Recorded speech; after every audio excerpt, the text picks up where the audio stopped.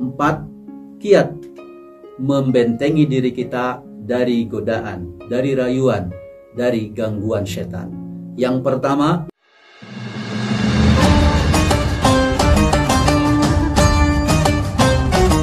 Assalamualaikum warahmatullahi wabarakatuh. Alhamdulillah, wassalatu wassalamu ala rasulillah, wala hawla wala quwata illa billah, amma ba'd. Sahabat yang dimuliakan Allah subhanahu wa ta'ala, dalam diri manusia selalu ada dorongan-dorongan untuk melakukan kemaksiatan. Bisikan, gangguan, rayuan itu muncul dari bisikan-bisikan setan. Pun termasuk di bulan suci Ramadan. Walaupun kata Rasul bahwa pada bulan Ramadan wasuffidatis syayatin, setan-setan dibelenggu. Tetapi nyatanya masih ada orang yang tetap melakukan kemaksiatan di bulan suci Ramadan ini. Ini artinya apa?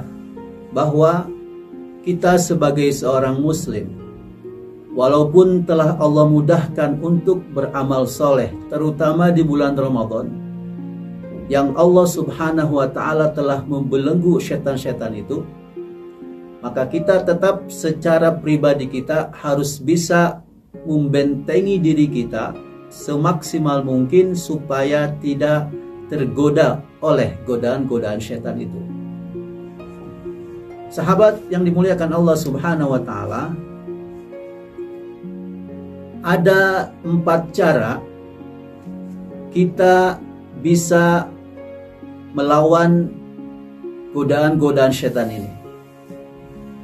Ada 4 cara membentengi diri kita dari godaan-godaan setan ini. Yang pertama, selalu berzikir kepada Allah subhanahu wa ta'ala. Allah subhanahu wa ta'ala dalam surah Ar-Ra'd ayat 28 berfirman, Ala bizikrillahi taqma'innul qulub. Ingatlah bahwa dengan berzikir hati menjadi tenang. Dalam Al-Baqarah 152 juga Allah berfirman, Fadhkuruni azkurkum. Berzikirlah kepadaku, ingatlah selalu kepadaku, kata Allah, maka aku akan mengingat kalian. Ibnu Abbas radhiyallahu anhu mengatakan bahwa di dalam diri manusia, di dalam qalbu, di dalam hati manusia itu bercokol setan. Setan ini akan bersembunyi bahkan kabur jika kita selalu berzikir kepada Allah subhanahu wa ta'ala. Tetapi kalau kita lalai tidak berzikir, maka setan akan kembali menggoda kita. Demikian kata Ibnu Abbas radhiyallahu anhu. Karenanya dalam keseharian kita, Rasulullah SAW sudah memberikan panduan, sudah memberikan zikir-zikir dan doa-doa dari pagi, dari bangun tidur sampai tidur kembali. Ini artinya agar kita selalu bersama Allah subhanahu wa ta'ala, agar selalu mengingat Allah subhanahu wa ta'ala. Karenanya setelah bangun tidur kita selalu berzikir, berdoa bangun tidur.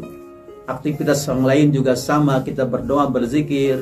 Nanti sebelum tidur juga kembali kita berzikir mengingat Allah subhanahu wa ta'ala. Maka ketika kita penuh dengan zikir, benteng kita akan menjadi kuat dan setan tidak akan sanggup menggoda dan merayu kita. Sahabat yang dimuliakan Allah subhanahu wa ta'ala, cara yang kedua, dengan selalu menjaga wudhu. Selama ini mungkin kita berwudu hanya untuk sholat atau hanya ketika akan membaca Al-Quran misalnya. Sebenarnya ketika kita akan melakukan aktivitas kebaikan apapun, sungguh lebih baik kalau kita selalu menjaga wudu kita, baik ketika kita akan sholat maupun tidak akan sholat. Karena ketika kita selalu dalam keadaan berwudu, itu artinya kita dalam keadaan suci. Kalau kita dalam keadaan suci, berarti kita tidak najis, kita tidak kotor. Sementara setan itu menyukai sesuatu yang najis, sesuatu yang kotor.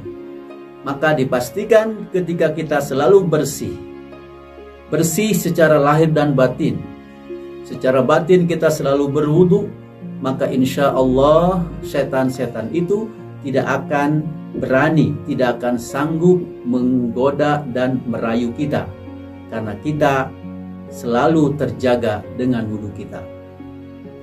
Sahabat yang dimuliakan Allah Subhanahu wa Ta'ala, kemudian kiat atau cara yang ketiga adalah supaya kita bisa membentengi diri kita dari godaan setan, bergaul dengan orang-orang yang soleh.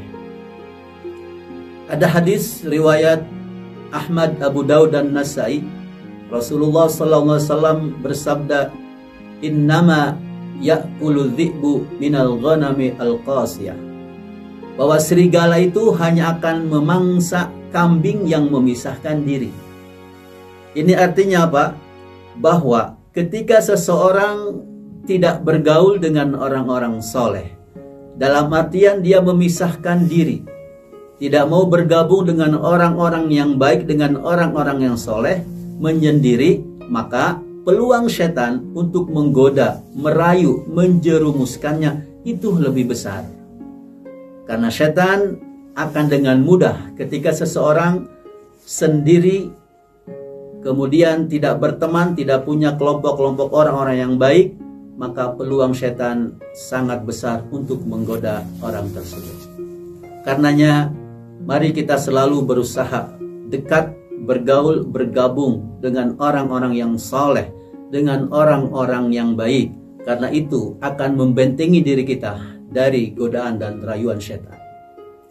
Sahabat yang dimuliakan Allah Subhanahu wa Ta'ala, kemudian kiat yang terakhir, kiat yang keempat adalah kita berusaha semaksimal mungkin menghindari perbuatan-perbuatan maksiat, perbuatan-perbuatan yang keji. Allah Subhanahu wa Ta'ala dalam surah Ali Imran berfirman dalam ayat 135, "Walladzina idza fa'alu fahishatan aw zalamu anfusahum dzakarullaha fastaghfaru lidzunubihim wa may yaghfiru dzunuba illallah wa lam yusirru ala ma fa'alu wa hum ya'lamun." Bahwa ketika kita akhirnya juga melakukan perbuatan keji, ketika kita juga akhirnya berbuat zalim, maka segeralah minta ampun kepada Allah Subhanahu wa Ta'ala. Segeralah mengingat Allah Subhanahu wa Ta'ala, supaya Allah Subhanahu wa Ta'ala segera mengampuni kita dan menjaga kita untuk tidak melakukan perbuatan-perbuatan keji dan maksiat ini. Maka sebisa mungkin, semaksimal mungkin dalam keseharian kita, mari kita tinggalkan perbuatan-perbuatan dosa, perbuatan-perbuatan maksiat, baik kecil apalagi besar, supaya setan tidak berani mendekati kita, setan tidak berani menggoda kita. Sahabat yang dimuliakan Allah Subhanahu wa Ta'ala, demikian 4 kiat membentengi diri kita dari godaan, dari rayuan, dari gangguan setan. Yang pertama, kita selalu berzikir kepada Allah Subhanahu wa Ta'ala. Yang kedua, menjaga wudu dalam diri kita. Dan yang ketiga, selalu berusaha bergaul dengan orang-orang yang soleh. Dan yang keempat, menghindari segala macam perbuatan keji, perbuatan dosa, perbuatan maksiat. Demikian, semoga bermanfaat. Hasbunallah ni'mal wakil, ni'mal maula wa ni'man nasir. Wassalamualaikum warahmatullahi wabarakatuh.